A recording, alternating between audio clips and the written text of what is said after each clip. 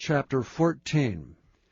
Now it came to pass upon a day that Jonathan the son of Saul said unto the young man that bare his armor, Come, and let us go over to the Philistines' garrison, that is on the other side. But he told not his father. And Saul tarried in the uttermost part of Gibeah under a pomegranate tree, which is in Migron. And the people that were with him were about 600 men. And Ahiah the son of Ahitub, Ichabod's brother, the son of Phinehas, the son of Eli, the Lord's priest in Shiloh, wearing an ephod. And the people knew not that Jonathan was gone. And between the passages by which Jonathan sought to go over unto the Philistines' garrison, there was a sharp rock on the one side, and a sharp rock on the other side. And the name of the one was Bozez, and the name of the other Seni. The forefront of the one was situate northward over against Michmash, and the other southward over against Gibeah. And Jonathan said to the young man that bare his armor, Come, and let us go over unto the garrison of these uncircumcised. It may be that the Lord will work for us. For there is no restraint to the Lord to save by many or by few. And his armor-bearer said unto him, Do all that is in thine heart. Turn thee, behold, I am with thee according to thy heart. Then said Jonathan, Behold, we will pass over unto these men, and we will discover ourselves unto them.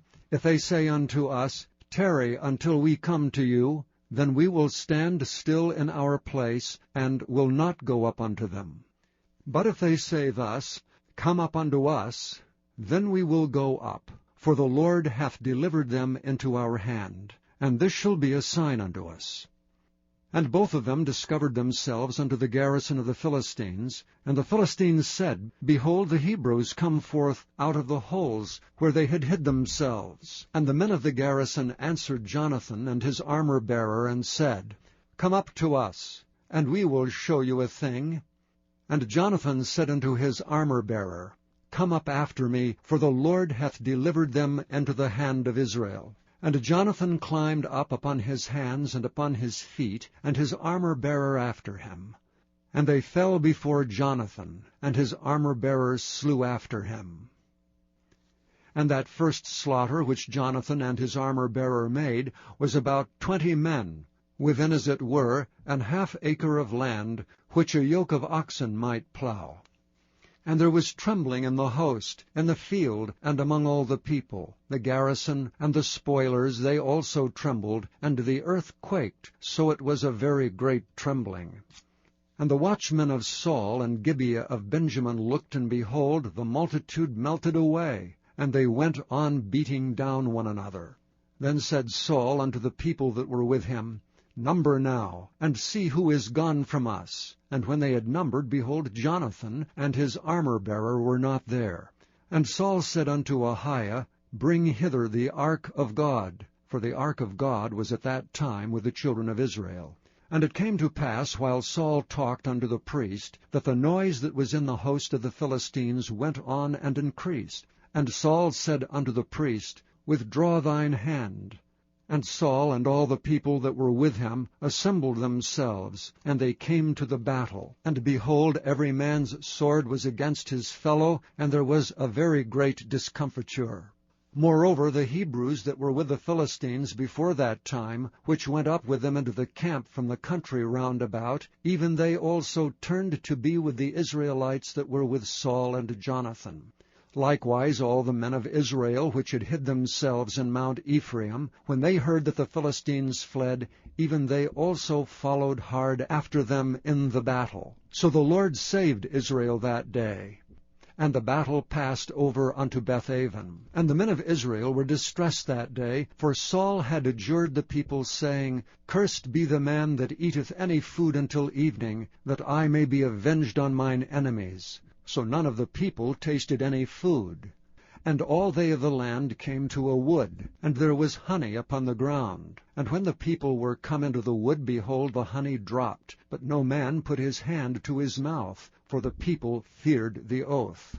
But Jonathan heard not when his father charged the people with an oath, wherefore he put forth the end of the rod that was in his hand, and dipped it in an honeycomb, and put his hand to his mouth, and his eyes were enlightened.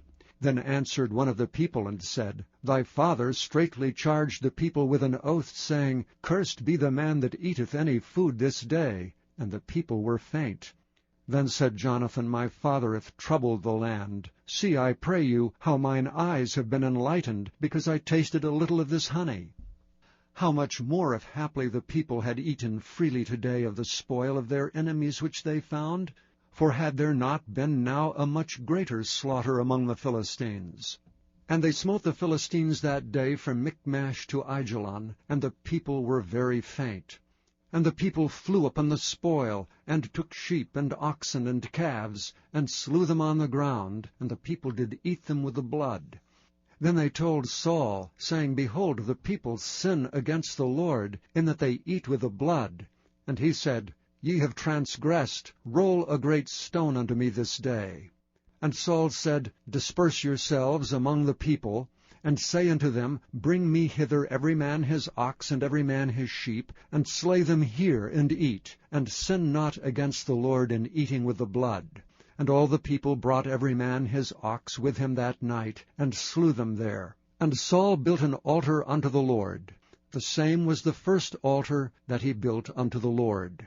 And Saul said, Let us go down after the Philistines by night, and spoil them until the morning light, and let us not leave a man of them. And they said, Do whatsoever seemeth good unto thee. Then said the priest, Let us draw near hither unto God. And Saul asked counsel of God, Shall I go down after the Philistines? Wilt thou deliver them into the hand of Israel? But he answered him not that day. And Saul said, Draw ye near hither all the chief of the people, and know and see wherein this sin hath been this day. For as the Lord liveth, which saveth Israel, though it be in Jonathan my son, he shall surely die. But there was not a man among the people that answered him. Then said he unto all Israel, Be ye on one side, and I and Jonathan my son will be on the other side. And the people said unto Saul, Do what seemeth good unto thee.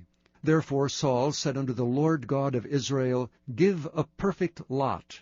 And Saul and Jonathan were taken, but the people escaped. And Saul said, Cast lots between me and Jonathan my son. And Jonathan was taken. Then Saul said to Jonathan, Tell me what thou hast done. And Jonathan told him, and said, I did but taste a little honey with the end of the rod that was in mine hand, and lo, I must die.